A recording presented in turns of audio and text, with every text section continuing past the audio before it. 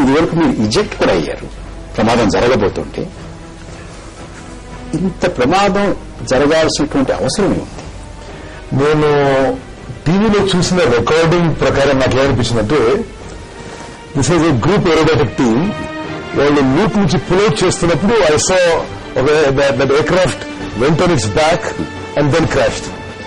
So నాకేమనిపించిందంటే ఆ aircraft ని పుల్అవుట్ అంటారు, దాన్ని పుల్అవుట్ చేసేటప్పుడు something has gone wrong either in aircraft or pilot at that moment and it is too close to the ground. మీరు రాకముందు ఏం మాట్లాడుకున్నా అంటే నేను అడిగింది ఒకటి, ఆ పర్టికులర్ ఎయిర్క్రాఫ్ట్ ఎయిర్ వర్దినెస్ అన్న సందేహాస్పదంగా ఉందా ఒకటి. రెండోది, చాలా సుశిక్షితులైనటువంటి పైలట్లు, దగ్గరగా 2000 గంటలు శిక్షణ ఉన్నట్టు అనుభవం ఉన్నటువంటి వాళ్ళు, కిరణ్ కనీసం 1000 గంటలు ఫ్లై చేసినటువంటి వాళ్ళు మాత్రమే ఇందులో పాల్గొనడం అర్హులనేటువంటి ఒక నిబంధన కూడా ఉంది. అంత అంటే మరి విశ్రాంతి లేకనా, లేకపోతే ఆరోగ్యం సరిగా లేకనా, పైలట్లో తప్పుందా, విమానంలో తప్పుందా, లేకపోతే ఇలా ప్రభాకర్ గారు మాట్లాడారు, ఇది కనీసం 6000 అడుగులు ఎత్తున చేయాల్సినటువంటి విన్యాసం. కానీ దగ్గర 1000, 1500, 1200, 1400 అంత ఎత్తులో చేసినటువంటిది. అదేమన్నా కారణం ఏంటి? ఫస్ట్లీ నా అభిప్రాయంలో ఇది 6000 అడుగులు పైన చేసేది ఫర్ ప్రాక్టీస్ చేయడానికి, యాక్చువల్ డిస్ప్లే చేయడానికి ఇదే హైట్ లో చేస్తుంటారు. ఎందుకంటే ఇదే ఎయిర్క్రాఫ్ట్ లో ఇదే ఏరోబాటిక్స్ నేను చేసిన అనుభవంతో బాగా చేస్తున్నారు. ఎందుకంటే పబ్లిక్ ని థ్రిల్ చేయాలి, పబ్లిక్ సర్వీస్ అట్రాక్ట్, ఈ సర్వీస్ కి అట్రాక్ట్ చేయాలి. అండ్ ఇదంతా highly specialised, highly train teams. And ఈ speed thousands of kilometre speed aircraft, ఒక్కొక్క ఎయిర్క్రాఫ్ట్ స్పేస్ 4-5 feet ఉంటుంది. అంటే స్పీడ్ సెకండ్ పొజిషన్ తో చేయాలి. సో నాకేంటి విమానానికి 4,000 అడుగులే అంతే, 4 అడుగులు ఉంటుంది. అంటే చాలా ప్రమాదకరం. అంటే మీకు స్పీడ్ సెకండ్, ఒక మైక్రో సెకండ్ లో విమానాలు క్రాష్ అయిపోతుంటాయి, అంటే కొలైడ్ అయిపోతున్నాయి. ఇటువంటి సంగతి జరిగింది. అంటే this is a risky occupation. ఈ మొత్తం ఎక్సర్సైజ్ రిస్కీ అని తెలుసు. ఆ రిస్క్ తోనే థ్రిల్ పెరుగుతుంది. దాని వైపు people come to see. However safety factors కూడా ఉంటాయి. Aircraft are thoroughly checked. Every aircraft is checked every time you're a flight. As you mentioned, these pilots are highly trained.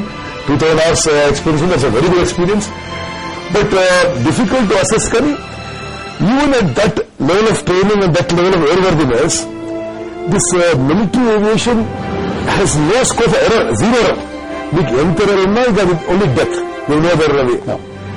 So it is difficult to say why it happened. And but ఇది జరిగిందని మాత్రం మనం we should not go back on air exercise. Because ఇది building flying skills for war. ఇది required in war. In war there is no, you don't have any comfort zone. And second is that yes, more training, more maintenance aircraft constantly improve చేస్తూ ఉండాలి. But the air displays are required for military aviation. Okay, అది ఎలా ఉంచుతారు? అది అలాగే దర్యాప్తు ఆదేశించారు. దర్యాప్తు నివేదిక వస్తుంది, 23వ తారీఖు 24వ తారీఖు వస్తుంది. అది దానికి వివరాలు పెడతారు. అయితే ఒక్కసారి మనం సివిలియన్ ఆస్పెక్ట్ చూద్దాం. రామారావు గారు, ఇటువంటివి జనావాసాల మధ్య చేయడం సమంజసం. ఎయిర్పోర్ట్ కట్టడం, ఎయిర్పోర్ట్ చుట్టూ జనం, అంటే ఎయిర్పోర్ట్ కట్టినప్పుడు జనావాసాలు లేకపోవచ్చు, ఎయిర్పోర్ట్ వచ్చిన తర్వాత జనావాసాలు వచ్చేసి అక్కడ చేయొచ్చా? ఇది చాలా దూరంగా పెట్టుకోవచ్చు. హకీంపేటలో పెట్టుకున్నాల్సింది. హకీంపేటలో పెట్టుకున్నా కూడా మీరు అక్కడ జనం గుమ్ము కొడతారు కదా. జనం గుమ్ముకోవడం వేరు, ఊళ్ళో రోడ్ల మీద పడిపోవడం వేరు కదా. అక్కడ కూడా నేను ప్యారిస్ ఎయిర్ షో చూశాను, ఫాన్బర్ ఎయిర్ షో చూశాను. ప్యారిస్ ఎయిర్ షోలో కూడా చాలా పెద్ద ప్రమాదం జరిగింది.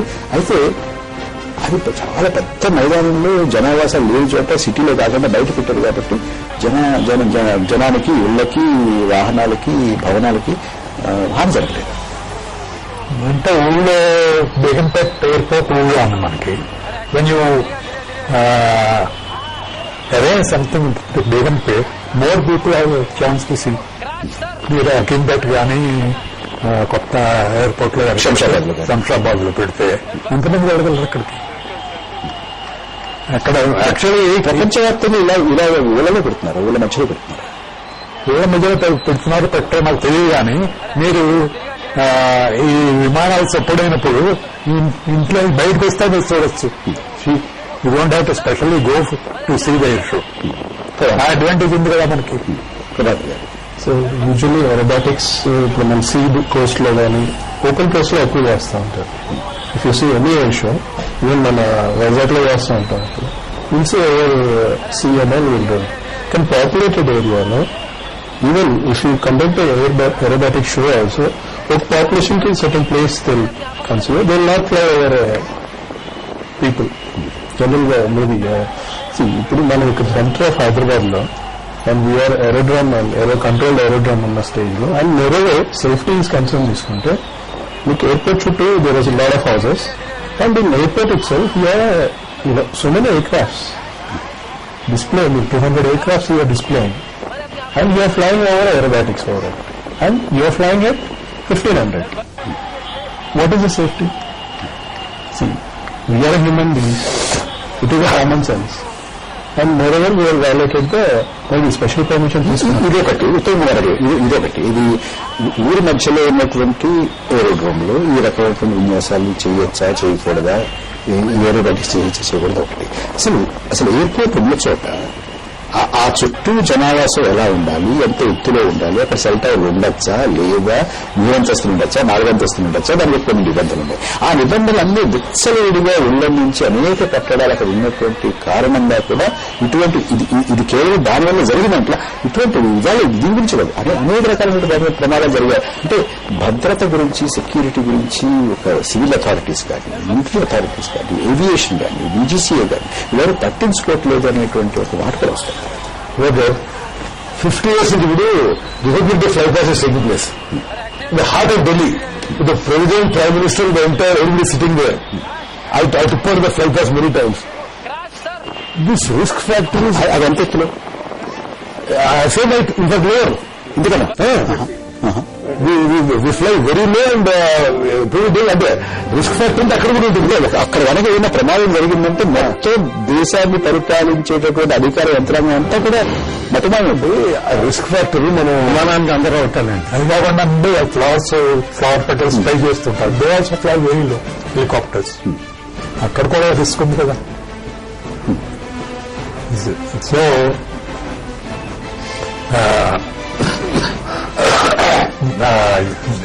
జనాభాను చోటు చేయడంటే రెడ్డి గారు చెప్పినట్టు మన 60 50 నుంచి ట్రావెల్ చేస్తున్నా అక్కడ ఢిల్లీలో నెవర్ హ్యాపెన్.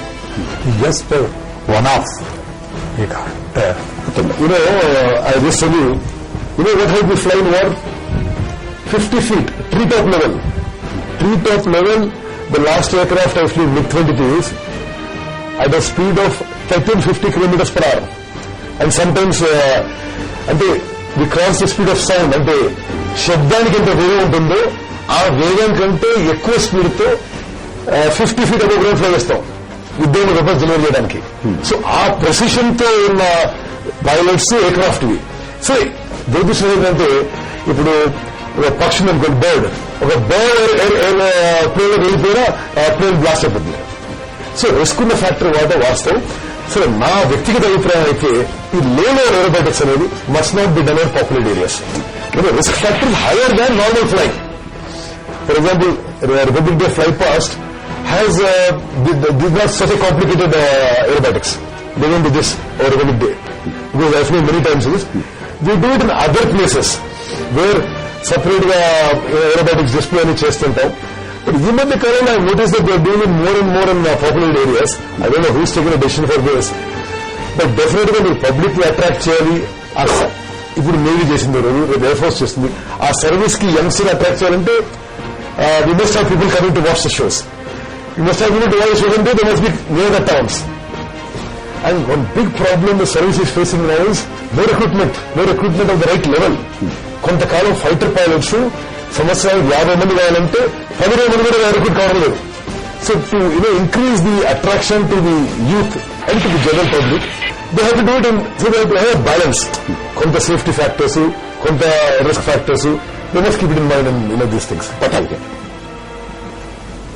నా అభిప్రాయంలో అండి, వీళ్ళు చేసింది ఏరోబాటిక్స్ కాదు, వీళ్ళు చేసింది just going up and coming down. మరి ఇది ఎయిర్క్రాఫ్ట్ అదుపు తప్పిందంటే ప్రమాదంలో ఉన్నది అది స్పిల్ అవుతుంది.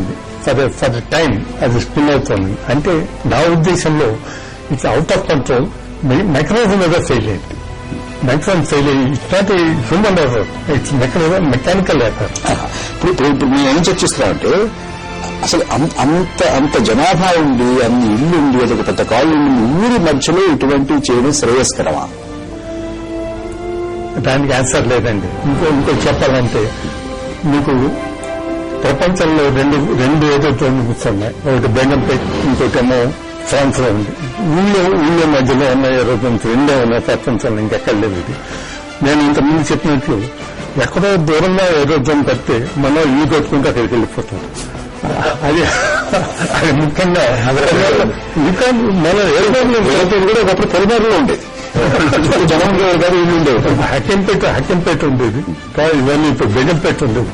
అలా చూస్తే మన ముఖ్యంగా ఏరోజన్ ఊళ్ళో ఉండేది, మన యూనివర్సిటీ దగ్గర ఉండేది మొదటి ఏరోజన్.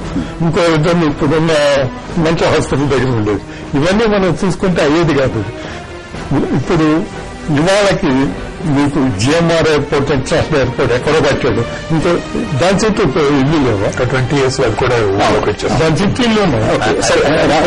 అంటే ఇక్కడి నుంచి ఇప్పుడు ఇది జరిగింది, ఇది యాక్సిడెంట్. ఒక్కోసారి దుర్ఘటన జరుగుతుంది, మన చేతిలో ఏమి ఉండదు, ఎందుకు జరిగిందో ఏం జరిగిందో అది ఎలా వచ్చినా. అయితే ఇది కొన్ని ప్రశ్నలు లేవనిస్తుంది. దీని భద్రత ఏంటి, దీని పైలట్లు ఏంటి, దీని అంత ఎత్తున వెళ్ళొచ్చా, అంత ఎత్తున వెళ్ళాలి అంటే జనావాసాలు ఉన్న చోట ఊరి మధ్యలో వెళ్ళొచ్చా లేదా, దీని పర్మిషన్ ఉందా లేదా, మినహాయింపు ఇవ్వడం అనేది సమంజసమా కాదు, అనేక రకాలు. అయితే ఇటువంటి ముందు జరగకుండా దీంట్లో నుంచి మనం ఏ రకమైనటువంటి పాఠాలు నేర్చుకోవచ్చు? జరగకుండా యూ కాంట్ ప్రివెంట్ ఇట్.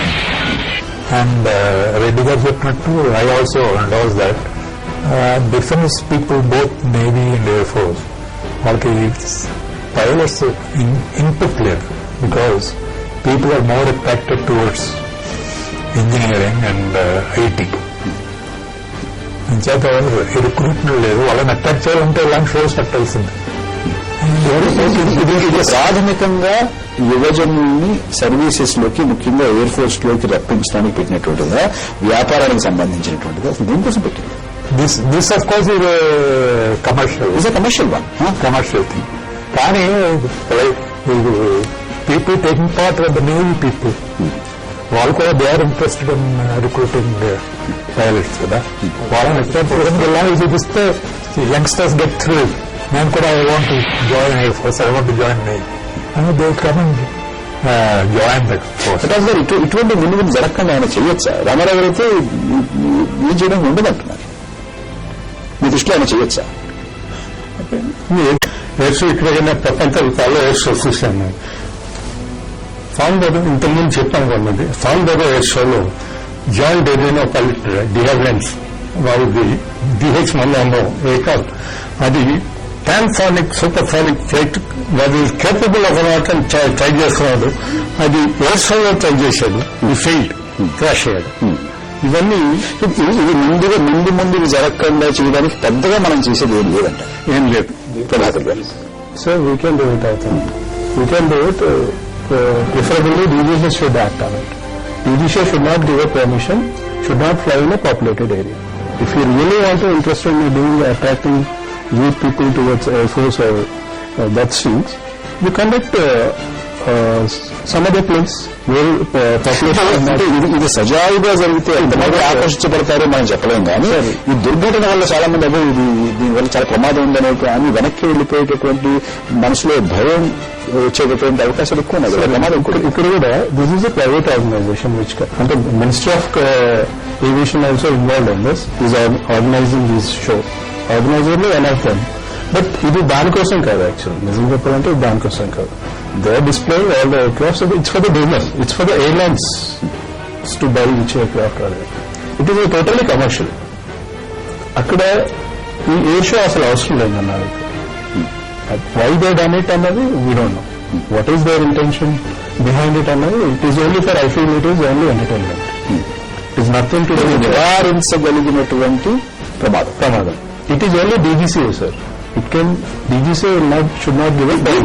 దీని బాధ్యత డీజీసీ మీద పెట్టాలంటారు. పెట్టాలంతే. వారే జవాబారీ Yes. ఎందుచేత మినహాయింపు ఇచ్చారు, ఎందుచేత దీనికి అనుమతి ఇచ్చారు, Yes. అనుమతి ఇవ్వడానికి ప్రత్యేక కారణాలు ఏంటి? మీరు చెప్పినట్టుగా ఇందాక ఉత్తమ్ కుమార్ చెప్పినట్టుగా ఇదేదో యువతని సర్వీసెస్ లోకి లేకపోతే ఎయిర్ ఫోర్స్ లోకి పైలట్ గా ఒక కెరీర్ ఎంచుకోవడానికి చేసినటువంటి కాదు. ఇది కేవలం వ్యాపారానికి సంబంధించిన ఉత్తమ్ కుమార్ రెడ్డి గారు ఏం చేయొచ్చు? ఇప్పుడు బాధ్యత ప్రభావిగా చెప్పిన దాన్ని బట్టి బాధ్యత అంతా కూడా డీజీసీఏలో ఉన్నట్లు. Okay, doesn't go give a background. ఇప్పుడు why is this aviation expo being held here? It is like auto expo, car గురించి పెట్టినట్టుగా, industrial expo, industrial private. It is an exhibition of aviation, whether aircraft or other equipment. So aviation related, this is a symbolic. Kiran Mark II is manufactured by HL. So it is symbolic of the country's manufacturing capability. Kiran Mark II. Because no, HL manufactured. yes, HL manufactured. It was first introduced when I started training on that. And 2 seats on type, side by side seating. And good aircraft. So, every time we have an accident, we should be concerned that an accident happen. ప్రత్యేకంగా కింద risk పడాలి. ఈ aviation shows లో సంబంధం లేవాలి. అంటే pilots any case are going through a risk. Why should somebody on the ground face a risk when he is not involved in this whole thing? So one is, I agree that low-level aerobatic show should be on a కొద్దిగా population తక్కువ మైదానం better. And ఇది నేను కూడా very surprised. అంటే లో level aerobatic show in the heart of Hyderabad city. But I don't know how they gut permission, I will do it. కొంచెం అనుమానం వచ్చింది. అంటే దే గాట్ రైట్. అంటే బికాస్ లో లెవెల్ ఏరోబాటిక్ షో అది ఇన్హెరెంట్ రిస్క్ రేట్. దాంట్లో రిస్క్ ఉన్నమాట వాస్తవం. అంటే అండ్ అది హార్ట్ ఆఫ్ హైదరాబాద్ చేయడం అట్ దీస్ హైట్స్, అంటే ఇంత లో హైట్స్ అనుమానం. అంటే ఐ సెడ్ అవి only of accident I came to know. ఇది పర్మిషన్ ఎందుకు ఇచ్చారు అని నాకు అనిపించింది. అంటే ఇప్పుడు ఆ పైలట్లకి ఈ రిస్క్ మీరు డెజర్ట్ లో చేసినా ఒకవేళ ఎయిర్క్రాఫ్ట్ అవుతా పైలట్ కి ఎయిర్ క్రాఫ్ట్ కి రిస్క్ ఉండడం ఒకటి. అయితే అది వచ్చి జనాల మీద, ఇళ్ల మీద, వాహనాల మీద పడడం, వారందరూ కూడా ఇందులో ఇబ్బంది పడడం, మరణించడం, ఇది రెండోది. So that I think is avoidable. Okay, మనం ముగించుకుంటే ఉత్తమ్ కుమార్ రెడ్డి గారు, ప్రభాకర్ గారు, రామారావు గారు, ప్రకాష్ గారు, మన సమయం అయిపోయింది. మీరు స్టూడియోకి వచ్చి మీ విలువైన సమయాన్ని చర్చలో పాల్గొనడానికి కేటాయించినందుకు మీకు ధన్యవాదాలు. నమస్తే ఆంధ్రప్రదేశ్.